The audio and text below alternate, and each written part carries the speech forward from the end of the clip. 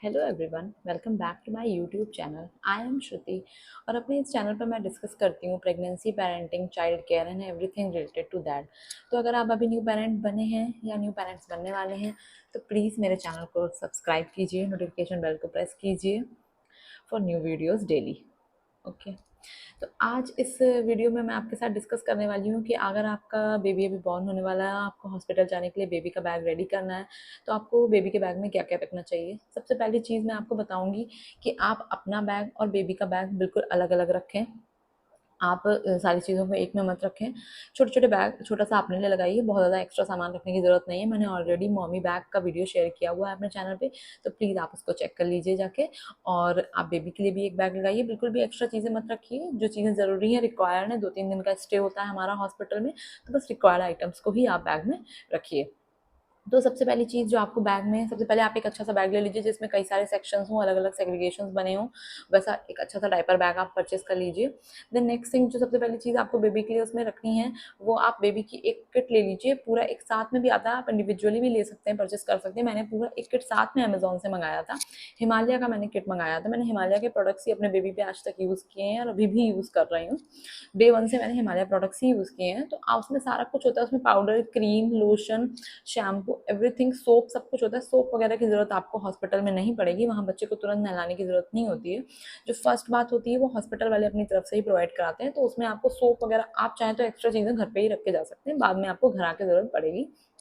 कुछ लोगों के यहाँ बच्चों को 6 दिन तक नहलाते भी नहीं हैं, तो वो आप अपने अकॉर्डिंगली, आपको सोप की बिल्कुल ज़रूरत नहीं पड़ेगी। आप पाउडर वगैरह रख सकते हैं, जैसे कि अभी मौसम है, वेदर के अकॉर्डिंग, जैसे हल्का सा चिप-चिप टाइप का बच्चों को थोड़ा-सा हल्का-फुल्का। और जो बहुत से लोग बोलते हैं कि बेबीज़ को पाउडर नहीं लगाना चाहिए, पाउडर बिल्कुल यूज़ नहीं करना चाहिए बेबीज़ पे।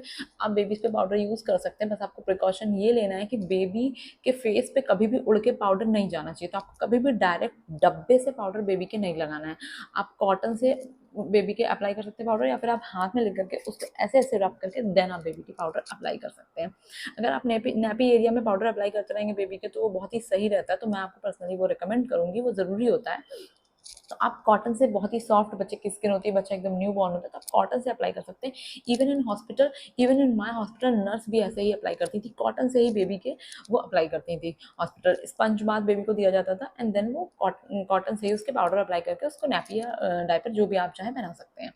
तो सबसे पहली चीज़, आप एक किट मंगा लीजिए, इसमें से आप पाउडर ले जा सकते हैं। हॉस्पिटल पाउडर आप ले जाइए। बेबी के लिए कोई फेस क्रीम अगर आप यूज़ करना चाहते हैं, बिल्कुल चिप चिप वाली, लेकिन वो नहीं होनी चाहिए, क्योंकि वेदर हमारा ऐसा है इस समय, जैसा भी आपके वहाँ पे जैसा भी वेदर हो उसके अकॉर्डिंग आप ले सकते हैं।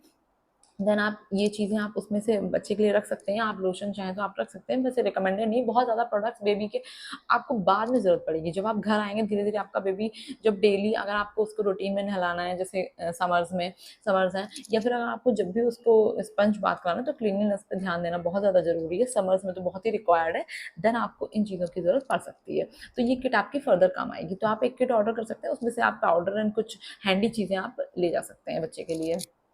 उसके बाद फिर नेक्स्ट थिंग जो आपको बेबी के लिए रखनी है, वो आपको बेबी के लिए डायपर्स रखने होंगे। डायपर आप, मैंने जो अभी तक यूज़ किए हैं, मैं पर्सनली आपको रिकमेंड करूँगी। मैंने पैम्पर्स के यूज़ किए हैं, और न्यूबॉर्न के लिए हगीज़ के रैपर्स भी बहुत अच्छे होते हैं। और सबसे चीज़ मेन जो है, जो आपको बात ध्यान में रखनी है, वो आपको न्यूबॉर्न के डायपर्स ही मंगाने हैं। ये आपके लिए सबसे ज़्यादा इंपॉर्टेंट है। तो न्यूबॉर्न के आप हगीज़ या पैम्पर्स में देख सकते हैं, उनकी अच्छी रेंज है। और मेन चीज़ डायपर में क्या होता है कि डायपर में बच्चे के रैशेज़ की प्रॉब्लम नहीं होनी चाहिए। तो पैम्पर्स बिल्कुल ही बहुत ही अच्छा है। इवन हगीज़ में भी जो न्यूबॉर्न की रेंज है, उसमें बहुत ही सॉफ्ट उनके डायपर हैं, तो वो बहुत ही बेबीज़ के लिए अच्छे रहते हैं। फिर डायपर के साथ आपको डायपर रैश क्रीम, तो हिमालय की मैंने वो भी यूज़ करी। मैंने सारे प्रोडक्ट्स हिमालय के यूज़ किए बेबी के लिए। तो डायपर रैश क्रीम कंपलसरी है। बेबी का डायपर आपको वेट नहीं करना है कि जब मेरे बेबी का डायपर होगा देन मैं डायपर रैश क्रीम यूज़ करूँगी, बिल्कुल भी नहीं, नॉट सजेस्टेड। आपको रैश क्रीम ज़रूर से ज़रूर अप्लाई करनी है, क्योंकि वो ज़रा सा भी बेबी के वहाँ पे अगर ज़रा सा भी तकलीफ होगी, तो वो न्यू बॉर्न बेबी के लिए बहुत ही टफ हो जाएगा। आप फिर बच्चा बहुत ज़्यादा क्रैंकी हो जाएगा। तो इसके लिए आपको स्टार्टिंग से ही ध्यान देना है। डायपर रैश क्रीम ज़रूर से ज़रूर आपको अप्लाई करनी है। आप एक हिमालय की डायपर रैश क्रीम रख लीजिए। उसके बाद आपको वेट वाइप्स भी रखने हैं, क्योंकि बेबी बॉर्न होगा, देन आफ्टर दैट बेबी को पॉटी वगैरह, तो उसके लिए आपको वेट वाइप्स ही यूज़ करने हैं। आप एकदम से बेबी को वॉश नहीं करा सकते, अभी वो बहुत ही न्यूबॉर्न है, तो स्टार्टिंग में बेबी के लिए वाइप्स ही यूज़ किए जाते हैं। मैंने वाइप्स भी हिमालय के यूज़ किए, मिमी के भी मैंने यूज़ किए हैं, वो भी अच्छे होते हैं। तो आप वाइप्स, बेबी हग के भी अच्छे वाइप्स होते हैं, तो आप देख सकते हैं उसमें से जो भी आपको सब लगे, आपकी रेंज में है, जो भी अफोर्डेबल है, वो आप मंगा सकते हैं। हिमालय के भी वेट वाइप्स अच्छे होते हैं, तो आपको वेट वाइप्स ज़रूर से ज़रूर रखने हैं। उसके बाद डायपर के लिए अगर बहुत से लोग बोलते हैं कि बेबी को डायपर नहीं लगाना चाहिए या ऐसा कुछ है, तो मैं इस क्वेरी को यहीं सॉल्व कर देती हूँ कि आप डायपर बच्चे को लगाइए, क्योंकि दैट दैट मोमेंट मदर भी बहुत ज़्यादा परेशान रहती है।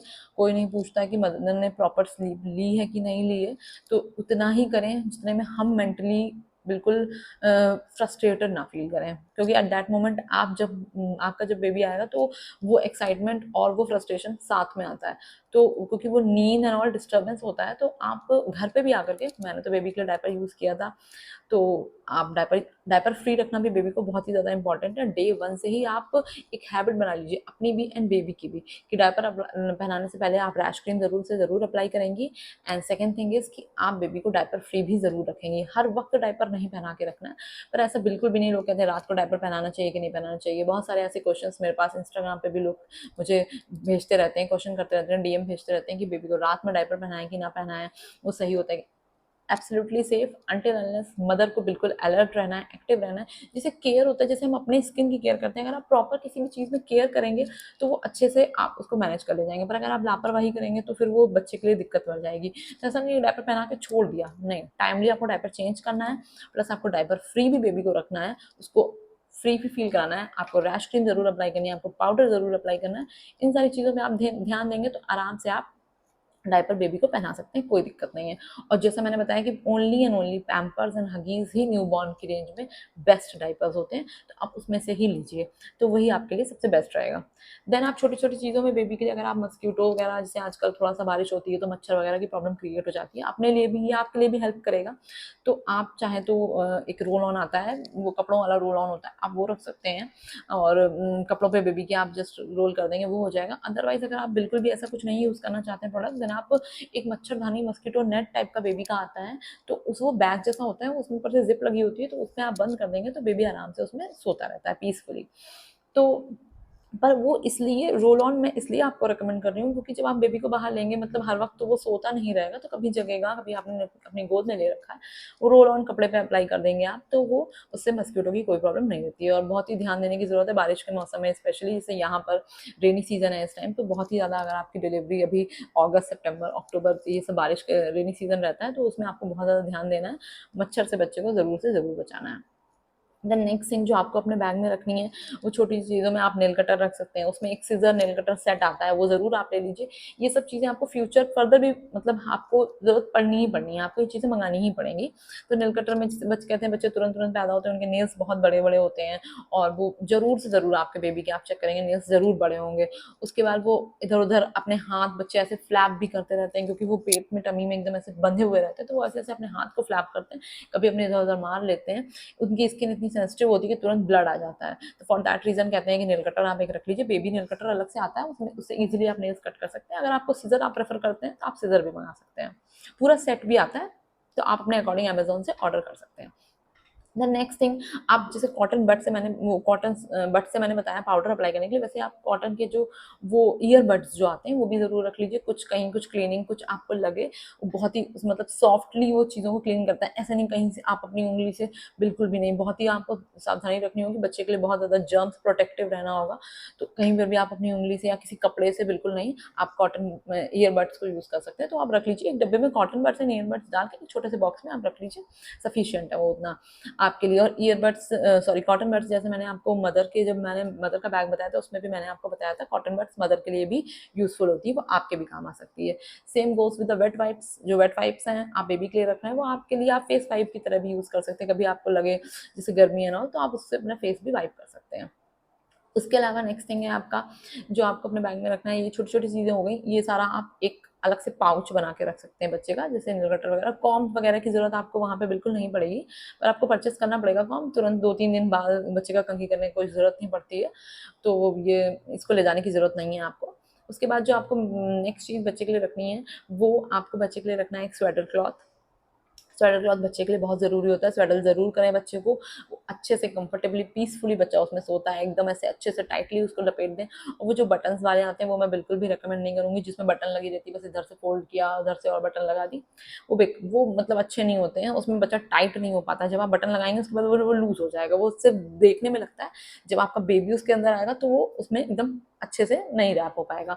प्रॉपर आप स्वेटर क्लॉथ लीजिए, बल्कि मैंने जो पर्सनली यूज़ किया था वो मैं आपको बताऊँ, एक कॉटन का दुपट्टा, मैंने अपना एक दुपट्टा यूज़ किया था, बस दुपट्टे में आपने बच्चे को रैप कर दिया। जब जिस टाइम पे बच्चा नहीं सो रहा है, आपने रैप नहीं किया हुआ है, आप उसको फीड करा रहे हैं, दैट टाइम आप उसको ओढ़ सकते हैं। अगर आप चाहें तो कवर करना अपने आप को, ये आपकी चॉइस है। तो इस तरीके से मल्टीपर्पज़ वो दुपट्टा काम आ जाता है। तो मैंने तो वही 2 ऐसे डबल करके अपना एक बड़ा सा स्टोल, उसको डबल, जस्ट उसकी लेयर को डबल करके, और बच्चे को उससे मैं अच्छे से लपेट देती थी जब बच्चा सो रहा है। एंड देन अगर मुझे ज़रूरत है तो मैंने 2 स्टोल लिए थे, तो मैं 2 स्टोल कैरी करके किए थे मैंने, तो अकॉर्डिंगली मैं सेट कर लेती थी। तो वो चीज़ आप अपनी देख सकते हैं। बच्चे को स्वेडल ज़रूर कीजिए, घर पे आके भी उसको स्वेडल कीजिए। फर्स्ट 3 मंथ तक, जब तक आपका बच्चा रोल करना नहीं सीखता है, आप उसको सुलाते टाइम स्वेडल कीजिए। उससे बच्चों को नींद बहुत अच्छी आती है और बच्चे बिल्कुल भी रोते नहीं हैं। तो वो बच्चों को वो ऐसे टाइट, उनको पेट में रहने की ऐसी आदत होती है, तो वो हैबिट जाने में थोड़ा टाइम लगता है। तो बच्चे ऐसे, हाथ अगर उनके पैर खुले रहेंगे तो बच्चे चौंकते हैं, डरते हैं। उसको बचाने के लिए आप स्वेडल ज़रूर से ज़रूर कीजिए, और कॉटन या मसलिन का ही क्लॉथ यूज़ कीजिए, और कुछ भी मत यूज़ कीजिए उसके लिए। बच्चे के लिए आप कोई भी कपड़ा यूज़ कर रहे हैं वो हमेशा कॉटन और मसलिन का ही होना चाहिए, बहुत ही सॉफ्ट होना चाहिए। बच्चा अभी बिल्कुल, उसकी स्किन एकदम सॉफ्ट डेलिकेट, एकदम नया नया आया इस दुनिया में, तो वो अभी एडजस्ट करने में उसको टाइम लगेगा, तो वो टाइम मदर को उसको देना चाहिए।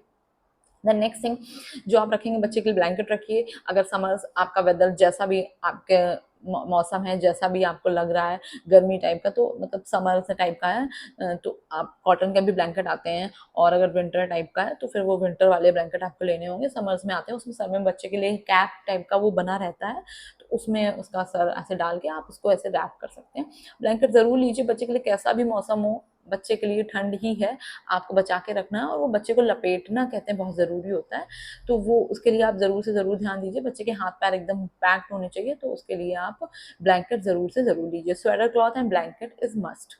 उसके बाद नेक्स्ट चीज़ जो आप बच्चे के बैग में रखिए, वो बच्चे के कुछ कपड़े, जो जो भी आपने परचेस किए हों। जैसे भी अगर आप नहीं, मतलब आपके यहाँ नहीं नए कपड़े लिए जाते हैं, तो आप पुराने कपड़े भी रख सकते हैं।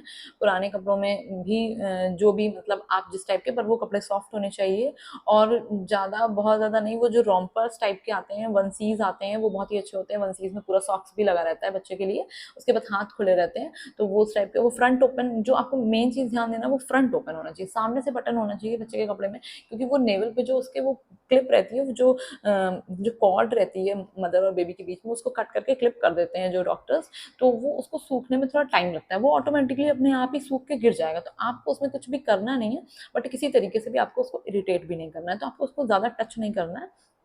उसको आप अपना टाइम दीजिए, वो अपने आप ही 6-7 दिन में गिर जाता है, विद इन अ वीक वो बच्चे का गिर जाएगा। तो उसके लिए आपको बच्चे को बस कंफर्टेबल क्लोथ्स पहनाने हैं, फ्रंट ओपन रहना चाहिए, बस हाथ डाला और उसको पहना दिया, तो बच्चा थोड़ा-सा, उसको मतलब उसको ब्रीथिंग होनी चाहिए, स्किन में हवा लगते रहने चाहिए। रोम्पर्स आते हैं, आप चाहें तो फुल ले सकते हैं, हाफ ले सकते हैं, जिस टाइप का आपको मौसम हो, जैसा आपको आप प्रेफ़र करें वैसा आप पहना सकते हैं। जो मैंने सबसे ज़्यादा अपने बच्चे को हॉस्पिटल में बनाया था, वो झबले टाइप के आते हैं, वो एकदम ऐसे आगे से डोरी जैसी लगी रहती है, बस आपने टाई कर दिया, वो बहुत अच्छे रहते हैं, बहुत ही कंफर्टेबल रहते हैं। और पैजामी वगैरह आपने कोई भी ऐसा सेट लिया, जैसे कि फ्रंट में जो टी शर्ट या टॉप टाइप का जो भी आप कह लीजिए, उसमें जैसे बटन लगी रहती है, उसमें पैजामी ज़रूर होती है, बट पैजामी वगैरह आप मत लेके जाइए, उसको घर पे ही रख दीजिए, वो आपके बाद में ही काम आएंगी। पैजामी स्टार्टिंग में बिल्कुल काम नहीं आएंगी। आपने बस ऊपर वाला उसको झबला या रॉम्पर जो भी है पहना दिया, नीचे डायपर पहना दिया, दैट्स इट। उसके अलावा बच्चे को कुछ भी पहनाने की ज़रूरत नहीं है। और अगर जिस टाइम पे बच्चे ने डायपर को नहीं पहना हुआ, मतलब आपने हॉस्पिटल से ही आपको ये प्रैक्टिस करनी है, मैं आपको सच में पर्सनली रिकमेंड कर रही हूँ।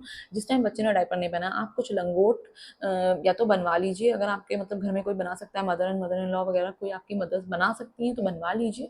अदरवाइज मार्केट में भी 6-7 का सेट मिलता है, ज़्यादा कॉस्टली नहीं होता है, बहुत ही अफोर्डेबल होता है। मैं तो मार्केट से ही लेके आई थी, तो या फिर ऑनलाइन आप देख लीजिए, तो वो सेट में मिलता है। उसमें 2-3 टाइप के आप ले लीजिए, उसमें अच्छे अच्छे प्रिंट्स होते हैं, अच्छा क्लॉथ होता है, कॉटन, मसलिन, क्यूट से होते हैं, तो वो उस टाइप के आप ले लीजिए। थिक कपड़ा भी होता है, मतलब कॉटन होता है, वो उसमें बीच में कुछ ऐसा मोटा सा कॉटन ही लगी रहती है, समथिंग ऐसे कुछ रहता है, पैडेड टाइप रहता है वो, वो अच्छा खासा सुसु को सोख भी कर लेता है बेबी के। तो आप वो पहनाइए, तो थोड़ी देर के लिए आप वो भी बच्चे को पहना सकते हैं। पॉटी वगैरह बच्चे उसमें कर लेते हैं। तो अगर जो फर्स्ट पॉटी है, मैं मतलब आपको बताऊंगी, अगर वो मेकोनियम है जो स्टार्टिंग डेज में बच्चे अपने निकालते ही हैं, ब्लैक पॉटी टाइप की होती है, डरने की जरूरत नहीं, वो सभी में नॉर्मल नॉर्मल चीज़ होती है। उसको आप फेंक दीजिए, उसको आप धो के दोबारा यूज़ मत कीजिए। अगर वो डायपर है तब तो आपको फेंकना ही है, पर अगर लंगोट में बच्चे ने कर ली है देन स्टिल आप उसको फेंक दीजिए, उसको धो के दोबारा बिल्कुल यूज़ मत कीजिए। अदरवाइज अगर नॉर्मल सुसु है तो आप उसको धो के भी दोबारा से पहना सकते हैं, तो वो रीयूजेबल में भी आ जाते हैं। जरा सा आपने उसको धो दिया तो वो आप ढेर सारे ले लीजिए, तो आपको ज़्यादा धोने का जरूरत ही नहीं है। आप उसको घर पे आके आराम से सारा स्टफ धोजिएगा। मैं तो ढेर सारे ले गई थी, आई थिंक मैंने दो 6 या 8 के 2 सेट्स मैंने मंगाए थे, 2 या 3 सेट मैंने मंगाए थे अलग अलग प्रिंट्स के, कुछ प्लेन भी थे। कपड़ा मेरा कॉटन ही था और मसलिन के मैंने मंगाए थे। तो कॉटन प्रेफर कीजिए। थोड़े मोटे होंगे तो वो थोड़ी देर सुसु को एब्जॉर्व करेंगे। बच्चे फ्रीक्वेंट सुसु करते हैं, पॉटी करते हैं जब न्यू बॉर्न होते हैं, तो थोड़ा सा दूध पीते हैं, थोड़ा सा फीड किया, थोड़ा सा सुसु किया, तो वो आपको टाइम टू टाइम चेंज करना पड़ेगा। फिर आप डायपर भी पहना सकते हैं। रात को तो बिल्कुल ही डायपर बनाइए, घर पे लाके तो रात को आप आराम से डायपर बनाइए। मैं अभी भी अपने बेबी को रात को डायपर पहनाती हूँ। उसको टाइम लगेगा मतलब ट्रेन करने में, डायपर फ्री करने में, बट मैंने दिन को बिल्कुल डायपर फ्री अपने बेबी को कर दिया है। उसको मैंने ठीक ठाक मतलब, मैं पॉटी ट्रेनिंग तो नहीं कहूँगी, पर हाँ एलिमिनेशन कम्युनिकेशन हम लोग फॉलो करते हैं, तो वो हमारे लिए बहुत ही अच्छे से वर्क करता है। तो अगर आप चाहेंगे तो मैं इस पर भी वीडियो ज़रूर से ज़रूर बनाऊंगी, आप कमेंट करके मुझे बता सकते हैं। तो नेक्स्ट थिंग, जो आपने ये सारा चीज़ें आपने रख ली, तो आप लंगोट वगैरह आप बना सकते हैं। उसके अलावा आप बिछौनियाँ, जिसको बोलते हैं बिछौना बोलते हैं हमारे यहाँ, वो आप देखिए, बस किसी चादर को ऐसे फोल्ड किया और काट के उसको सिल दिया जाता है। थोड़ा मोटा रखा जाता है, थोड़ा थिक रखिए उसको। मम्मी लोग उसको बना लेती हैं, आपके घर में ज़रूर कोई ना कोई होगा, मम्मी लोग बना लेती हैं। वो मैं भी, मेरी भी मदर इन लॉ ने बनाया था, तो वो मैं ले गई थी। प्लस मैंने एक चीज़ नहीं खरीदी थी जो मुझे बाद में लेनी पड़ी, मतलब मैं आपको सजेस्ट करूँगी, कोई ड्राई शीट्स आती हैं एक, वो मार्केट में आती हैं। मार्केट का मतलब वो बिछौना समझ लीजिए आप, पर उस पे कभी भी डायरेक्ट आपको अपने बच्चे को नहीं लिटाना है। वो कोई ड्राई शीट्स अगर आपने परचेज भी करी है, स्टिल आपको घर की चद्दर से मतलब आप नहीं बिछौना कोई बना सकता है, आप चद्दर ही फोल्ड करके बिछा दीजिए कॉटन की पुरानी, जो कि एकदम सॉफ्ट हो। क्योंकि वो डायरेक्ट क्विक ड्राई पे लिटाने से वो गर्म होता है, उससे आपके बच्चे को गर्म कर सकता है। तो क्विक ड्राई पे कभी भी आप घर पे भी आ जाएंगे, स्टिल आपको बच्चे को डायरेक्ट क्विक ड्राई पे कभी नहीं लिटाना है। आप बिछौनियाँ बिछा कर, चद्दर बिछा के ही उस पर बच्चे को लिटाइए। तो वो आप देख लीजिए, कोई ड्राई ले लीजिए, खरीद लीजिए, और बिछौनिया वगैरह अगर आपकी मम्मी बना सकती हैं तो वो बना लीजिए। लंगोट भी आप ऐसे ही कर सकते हैं, बनवा लीजिए, अदरवाइज आप उसको परचेस कर सकते हैं। और बच्चों के कपड़ों में, अगर आपके यहाँ ऐसा माना जाता है कि बच्चे को नए कपड़े नहीं पहनाने हैं, परचेस नहीं करने हैं बिल्कुल भी, अगर ऐसा कुछ है आपके यहाँ, तो आप पुराने कपड़े भी ले जा सकते हैं। पर आपको एक चीज़ ज़रूर से ज़रूर ध्यान देनी है, चाहे कपड़े नए हों, चाहे कपड़े पुराने हों बच्चे के, जो मेन चीज़ आपको, बच्चे के कपड़े को एक माइल्ड शैम्पू या माइल्ड डिटर्जेंट में हॉस्पिटल में बैग में पैक करने से पहले आपको धो के अच्छे से सुखा के डेटॉल में डिसइंफेक्ट करके ही रखना है। चाहे कपड़े पुराने हो तब भी आपको डेटॉल में डिसइंफेक्ट करना है, क्योंकि अभी बच्चा नया है, उसकी स्किन एकदम नई है, वो कपड़े बहुत ही वैसे मतलब पुराने कपड़े यूज़ किए हुए हैं, बट स्टिल उनको उनको भी आप डिटर्जेंट में धो ही लीजिए। मैं तो कहूँगी धो लीजिए। मैंने तो नए कपड़े यूज़ किए थे, मैंने परचेस किए थे, तो मैंने तो पूरा यही प्रोसेस फॉलो किया था। और फिर उसके बाद आप ऐसा कर सकते हैं। और जो मैंने अपना पर्सनल, मैं आपको बताऊँ, अगर आपके यहाँ कोई पुराने कपड़े देने वाला नहीं है, आपका कोई ऐसा नहीं है जिससे आप पुराने कपड़े ले सकते हैं, आप कान्हा जी को कपड़े पहना सकते हैं। मैंने तो वो सारे कपड़े जो मैं बेबी के लिए लाई थी, मैंने कान्हा जी को सारे कपड़े पहना दिए थे, एंड देन वो सारे कपड़े भगवान के हो गए, पुराने हो गए। उसके बाद मैंने अपने बेबी को हॉस्पिटल में ईजिली पहनाए थे। उसके बाद नेक्स्ट थिंग, आप एक वॉश क्लॉथ ले लीजिए, एक हैंकी टाइप के मतलब आते हैं, बिब की तरह भी वर्क करेगा वो आपका। बिब तो जैसे आपने कुछ कपड़े लिए तो आपको कपड़ों के सेट्स में बिब्स अलग से मिल ही जाते हैं। ये छोटी छोटी चीज़ें होती हैं, इनको आपको अलग से किसी बॉक्स में, किसी पाउच में ही रखना पड़ेगा, वरना उधर जाके सब मिसिंग हो जाएगा। तो आप अलग से इनको मतलब रखिए। बिब्स तो आपको हो सकता है कपड़ों के सेट में मिल जाए, या फिर आप चाहें तो ले भी सकते हैं। प्लस आप वॉश क्लॉथ जरूर ले लीजिए उसको, जब आप बेबी को बर्फ कराएंगे, और बर्फ जरूर से जरूर कराइएगा जब भी आप फीड कराएंगे बॉटल, चाहे आप फॉर्मुला फीड कराइए बॉटल से कराइए, चाहे आप अपना फीड कराइए, बेबी को शोल्डर पे लेके आपको टैप करना है और बेबी को बर्फ कराना है। बर्फ करते टाइम जब न्यू बेबी रहता है तो वो कभी कभी स्पिट कर देता है मिल्क, काफी टाइम तक बेबी स्पिट करते हैं मिल्क, दैट्स कंप्लीटली नॉर्मल। बहुत ज्यादा अमाउंट में नहीं, लेकिन थोड़ा भी, तो वो आपका वॉश क्लॉथ अच्छे से वर्क करेगा। प्लस अगर आप कटोरी चम्मच, मेरी तरह जैसे कटोरी चम्मच टाइप अगर कुछ आप यूज कर रहे हैं, तो उसको आप बिब की तरह भी यूज कर सकते हैं। अगर आपके पास बिब है, किसी सेट में आपको बिब मिली है, तो फिर आप बिब को भी यूज कर सकते हैं। प्लस वो आपको बूटीज़ और मिटन्स ज़रूर रखने हैं। बूटीज़ पैर में पहनने वाले छोटे-छोटे से बच्चों के आते हैं, मिटन्स आते हैं, हाथ में पहनने वाले ग्लव्स टाइप के होते हैं। मिटन्स आप ज़रूर से ज़रूर रखिए और ज़रूर से ज़रूर आप बच्चे को पहनाइए, क्योंकि बच्चे अपने नेल्स जैसे मैंने बताया इधर-उधर मार लेते हैं। अगर आप सही टाइम पे नेल्स नहीं कट पा रहे हैं, तो आप डे 1 पे तो आप नेल्स नहीं कट कर पाएँगे, तो आप उसको मिटन्स पहना दीजिए बच्चे को, वो बच्चों के लिए बहुत ज़रूरी रहता है। छोटे बच्चे को ज़रूर से पहनाइए। और अगर पैर में अगर आपने फुल रॉम्पर पहनाया है जिसमें सॉक्स भी है, देन बूटीज़ की ज़रूरत नहीं है। अदरवाइज़ अगर आपने कुछ भी ऐसा पहनाया है तो पैर में बूटीज आप ज़रूर पहनाइए बच्चे को, पैर में ठंड नहीं लगनी चाहिए बच्चे को। द नेक्स्ट थिंग जो आपको बच्चे के लिए रखनी है, आप एक बॉटल रख सकते हैं अगर आपको बॉटल फीड कराना है, मतलब आप इसको एक्स्ट्रा में रख लीजिए, क्योंकि डे 1 से आप लैक्टेट नहीं करेंगे। अगर आपका सी सेक्शन हुआ है, ज़रूरी नहीं है कि आपको पहले दिन से ही दूध बनने लगे, ये बिल्कुल नॉर्मल है। आप बिल्कुल किसी मिथ में मत जाइएगा कि कोई कहे आपका दूध नहीं आ रहा है, बिल्कुल नहीं, डे 1 से किसी के नहीं आता है, बट आपके आप लैक्टेट करेंगी जैसे बेबी, धीरे धीरे वो टाइम लगता है, वो बच्चे और मदर के बीच में बॉन्ड बनने में वो टाइम लगता है। तो उसके अकॉर्डिंग सी सेक्शन हुआ है, देन आपको रिकवरी रूम में रखा जाएगा, तो फिर स्टिल उसमें भी टाइम लगता है। तो बेबी को तो जैसे ही बेबी आया है तो उसको तो डे 1 से फीड चाहिए ही चाहिए। तो फॉर दैट रीज़न अगर आप बॉटल प्रेफर करते हैं तो आप एक बॉटल रख सकते हैं, और अगर नहीं तो आप कटोरी चम्मच रख सकते हैं। मैं तो एक कटोरी चम्मच ले गई थी, मैंने उसको मदर बैग में मेंशन भी किया है। और कटोरी चम्मच में मैं कोई ऐसा सिलिकॉन एंड ऑल के पीछे नहीं, मैं नॉर्मल स्टील वाला कटोरी चम्मच ले गई थी। और फॉर्मूला मिल्क वगैरह परचेस करने की ज़रूरत नहीं है। अगर ऐसा कुछ होता है कि आपको इन केस फॉर्मूला मिल्क पिलाना पड़ता है तो वो हॉस्पिटल से ही अवेलेबल हो जाता है, डब्बा आपको वहीं से मिल जाएगा। हमारे हॉस्पिटल में तो वो फॉर्मूला मिल्क बना के दे देते थे तुरंत, एकदम फ्रेश मिल्क बना के देते थे। आप कटोरी में मेरी मदर इन लॉ ले आती थी, और 1-2 दिन तक मैंने, मेरे बेबी ने भी फॉर्मूला मिल्क ही फीड किया है, क्योंकि मैं लैक्टेट नहीं कर रही थी। बट आफ्टर 1-2 डेज़, मतलब 1 टू 2 डेज़, मतलब मेरा लैक्टेशन स्टार्ट हो गया था। डॉक्टर्स आपको, नर्स वगैरह आपको ट्रेन करेंगे कैसे आपको बच्चे को दूध पिलाना है।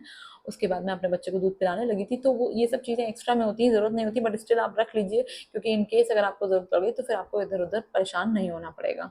ये बेबी को नहलाना वगैरह तो नहीं होता है हॉस्पिटल में, बट स्टिल बेबी टॉवल, छोटी सी टॉवल आप रख लीजिए। स्पंज बाथ वगैरह हॉस्पिटल में कराते हैं, उसके लिए रिक्वायर्ड हो सकती है, अगर नहीं भी ज़रूरत होगी। बट कभी आपको फेस वगैरह पोछना है, वैसे उसके लिए वॉश क्लॉथ भी आपका काम आ जाएगा। कभी आपको हल्का फुल्का बेबी का फेस वगैरह वाइप करना है तो वॉश क्लॉथ उसके लिए काम आता है, क्योंकि गर्मी अगर टाइप का मौसम है, जैसा आपके रूम का टेम्परेचर हो उसके अकॉर्डिंग आपको कुक करना है। देन नेक्स्ट थिंग जो है, आप कैप बेबी के लिए ज़रूर से ज़रूर रखिएगा, क्योंकि कुछ कपड़ों में भी जो सेट्स आप कपड़ों के खरीदेंगे उसमें आप देखेंगे ये बूटीज, मिटेंस, कैप, बिब्स, ये सब उसमें रहता है। बट स्टिल आप 2-3 कलर की अच्छी अच्छी क्यूट सी कैप्स ले लीजिए। कैप ज़रूर लगाइए बच्चे के, बट कैप को आप ऑन ऑफ करते रहिए, जैसे मैंने किया था, क्योंकि मेरी अक्टूबर में डिलीवरी हुई थी। बट आजकल गर्मी ज़्यादा रहती है, तो ऑन ऑफ करते रहिए ज़्यादा देर तक, बच्चे के सिर को गर्म मत रहने दीजिए। कैप ज़रूर लगाइए, बट अगर आपको लगे, जैसे रात के टाइम आपने लगा दी, दिन में आपको लगा, तो आपने थोड़ी देर के लिए हटा भी सकते हैं आप, तो बच्चे को थोड़ा ब्रीथ करने का भी मौका मिलता है। Same goes with the diaper, जैसे मैंने डायपर का बताया, तो उसी तरीके से बच्चे को थोड़ा सा चेंज करते रहिए, देखते रहिए बच्चा किसमें कंफर्टेबल है, क्योंकि अभी वो नया आया, बच्चा तो बता नहीं सकता उसको क्या डिस्कम्फर्ट है।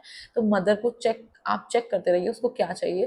फीड कराइए 2-2 घंटे में, कहते हैं ज़रूर से ज़रूर बच्चे को फीड कराइए, तो बच्चा रोने ना पाए, उससे पहले ही आपको बच्चे को फीड करा देना, नहीं तो फिर बच्चों के पेट में गैस हो जाता है, कॉलिक हो जाता है, वो रोते हैं, हवा अंदर लेते हैं, एयर वगैरह। तो ये तो एक्स्ट्रा टॉपिक्स हैं, ये मैं अपने नेक्स्ट वीडियोज़ में ज़रूर से ज़रूर कवर करूँगी। बाकी अभी मैंने बेबी बैक के लिए सब कुछ बता दिया है, तो प्लीज़ अगर मैं कुछ मिस कर रही हूँ तो आप कमेंट सेक्शन में ज़रूर से ज़रूर मेंशन कीजिएगा, और मदर्स की भी हेल्प होगी, प्लस मुझे भी पता चलेगा कि हाँ, मैंने क्या मिस कर दिया मेरी लिस्ट में। तो प्लीज़ लाइक कीजिए मेरे वीडियो को, शेयर कीजिए, चैनल को सब्सक्राइब कीजिए और नोटिफिकेशन बेल को प्रेस कीजिए। मैं और अच्छे अच्छे वीडियोस बनाती रहूँगी, मदर पेरेंटिंग और प्रेगनेंसी टिप्स, सब कुछ एवरीथिंग रिलेटेड, जो भी मैंने एक्सपीरियंस किया है, अपने एक्सपीरियंस पे बेस्ड मैं सारी चीज़ें शेयर करूँगी, डिस्कस करूँगी। प्लीज़ आप मुझे कमेंट करके बताइए कि आपको कौन सा टॉपिक आप चाहते हैं कि मैं कवर करूँ, प्लस मेरे वीडियो को अप्रिशिएट कीजिए ताकि मैं और अच्छे अच्छे वीडियोज़ बनाऊँ। Thank you.